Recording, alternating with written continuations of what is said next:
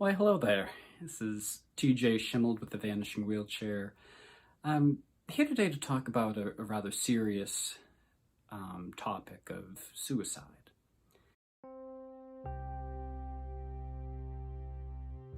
Well, my story begins a little over 15 years ago, moving here to North Carolina with my wife and newborn child. We came here to have a new life. Things were just getting too expensive where we lived in Massachusetts, and when we moved down here, the first place I found myself going was to a magic shop. I've been a magician since I was 11 years old, and I found Magic Central in Asheville, North Carolina, and I was so excited to go when we went a week or two after we first moved here. And I had gone in by myself. When I opened up the door, the first thing I saw up front, the showcases, and in between, there was this little man looking very much like a ventriloquist dummy set up in a wheelchair. And he said, "Hello, welcome to Magic Central."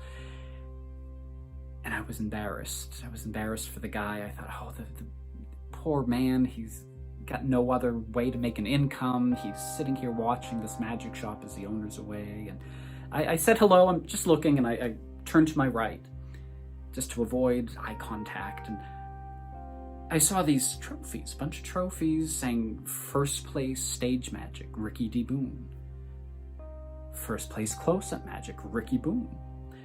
And I got excited to meet the owner of this shop, this award-winning magician.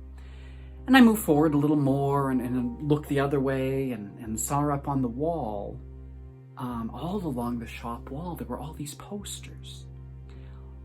Famous magicians, all signed to Ricky Boone. There's even a poster of the singer Cyndi Lauper signed to Ricky Boone.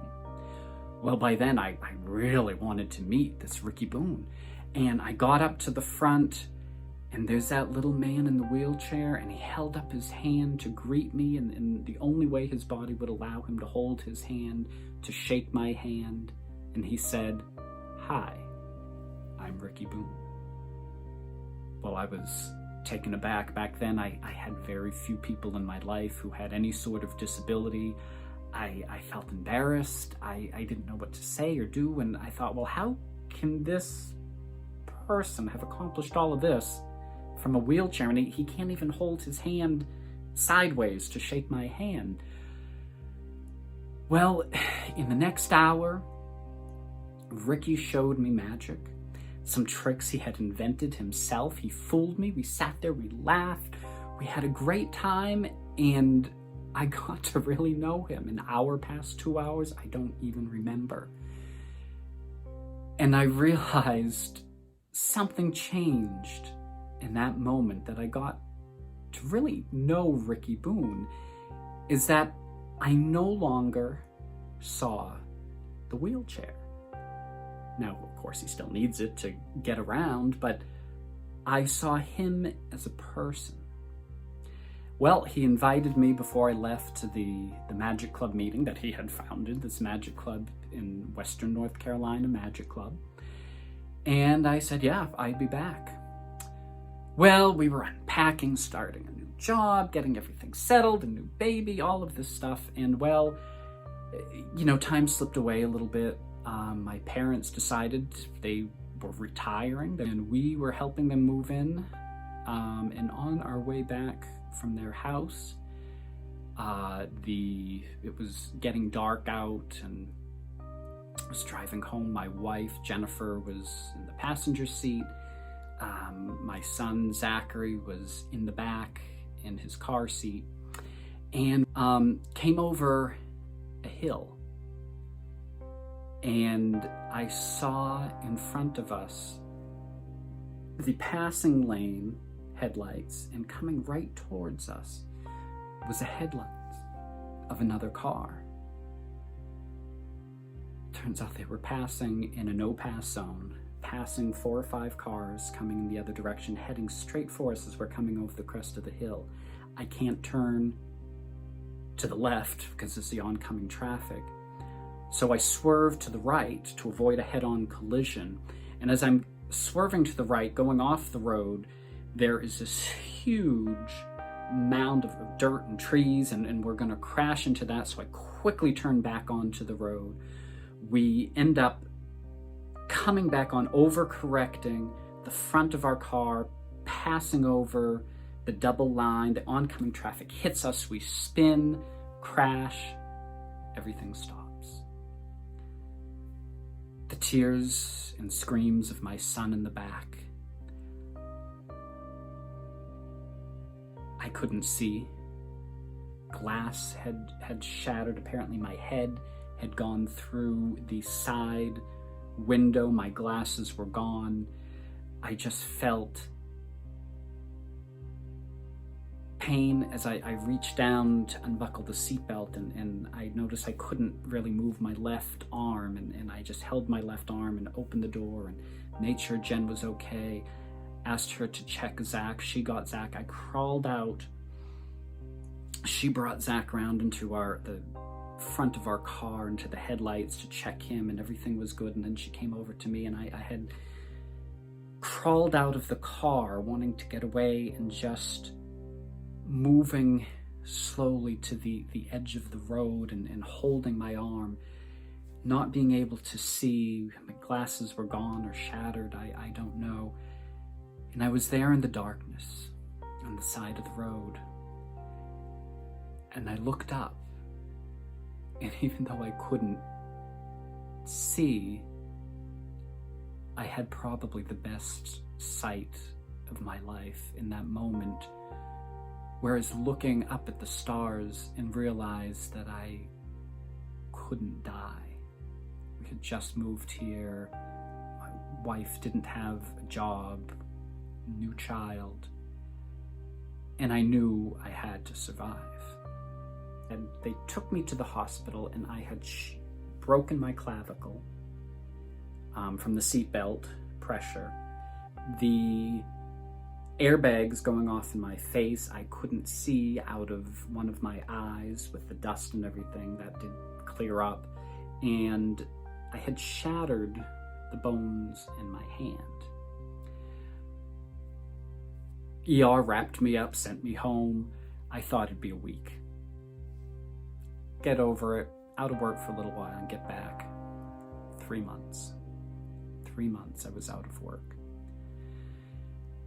I went to a wonderful surgeon to look at my hand. When they unwrapped it, it was all puffy. They asked me to wiggle my fingers, and I couldn't even move them. I was in surgery. They were trying to piece together what they could. Halfway through the surgery, the surgeon came out, talked to Jennifer, my wife, and said, I think it's going well. And she said, oh, good. My husband's a magician. He needs his hand. And she says his face, the surgeon's, just went white. So I was out of work at home. I couldn't sit up for more than 10 minutes at a time because with the clavicle and the hand, my back would hurt, and I couldn't lay down for more than 10 minutes. I couldn't stand for more than 10 minutes. I was unable to do things myself. My wife had to cut up my food for me and help, button me up and help me change and help me shower. And I couldn't, my son, 1 year old, I couldn't hold him. I couldn't lift him. He, I couldn't be the father. I couldn't feed him. I couldn't change his diaper. Well, that was a good part. I couldn't change his diapers. I got out of that for a little while. But we came to North Carolina to start a new life. And it felt like everything had been taken away in a split second. No fault of my own, driving the speed limit, doing everything right. And our lives can change in a minute. And I couldn't see my way out. And I thought how easy it was, that everything had changed in that split-second decision in the car. And I was in a very dark place, and without being able to move my hand and be a father, be a husband, be a employee, a performer, I felt like I had nothing to live for, and how easy everything changed in the car. I just wanted to get in the car and just drive off the road and end it. Well, something in me knew it wasn't over. And I thought of Ricky Boone in the wheelchair, and he had won all these awards and trophies and done all this in magic and owned a magic shop in his condition, and I was worried about a hand. So things began to change. Thinking of Ricky, if he could do that, I could do anything. And I began writing one keystroke at a time. And I figured if I could never perform again, I could at least teach others how to do it. And I wrote this book, The Principle of Magic, to teach beginning magicians, focusing on children, how to perform magic. And I also began to paint. I loved to paint details, and there was this old side table my wife had as a teenager that she painted all black. And I began painting. Now, 10 minutes at a time, I would sit there and I repainted this table, this beautiful bright yellow and intricate designs on the top, and my stage name, Wendell Wandell, and my signet, and I painted that on there, and all these beautiful coral colors, and to my chagrin, it took 3 coats to cover over the black tabletop, but I did it. I did it 10 minutes at a time. I would sit and paint, I'd go lie down, come back and paint some more, and go lie down. Well, I did recover. 3 months later, 6 hours a day, I would do physical therapy. In addition to that, I did magic tricks with my hand. The magic trick I wanted was a goal of therapy, is a magic trick where I put a red handkerchief into the top of my hand and it comes out the bottom white. Transformation. Beautiful transformation in me, too. Well, I did it. I was able to go to my first meeting of the WNC Magic Club in front of Ricky Boone and perform that very magic trick. And then only then did my surgeon tell me I should have never got movement back in this hand. Well, a few years later, Ricky Boone came to me and said, you know, TJ, I want you to write a book. I want you to write a book about my life. And I was taken aback because I had wanted to write something about Ricky, but I was just too embarrassed to ask. I said, well, of course. And he said, but TJ, you're not going to make any money with this book. I said, Ricky, people are going to want, you've led an interesting life. You inspired me. You saved my life. Why wouldn't people want to read about it? And he said, no, they'll want to read about it. He said, but the thing is, I want to use that book to start a nonprofit to help other people with disabilities find their passion. And he knew what I had gone through with the car accident. And he said, TJ, I think everything happens for a reason. You had to be in a position to be disabled for some time. And that gave you an insight of what it's like. He says, what we're going to do with the book is use the proceeds to start a nonprofit and give people a reason to get up in the morning. You, TJ, me, had a reason. I started writing. I started painting. I had a reason to continue. And that's what the Vanishing Wheelchair is all about.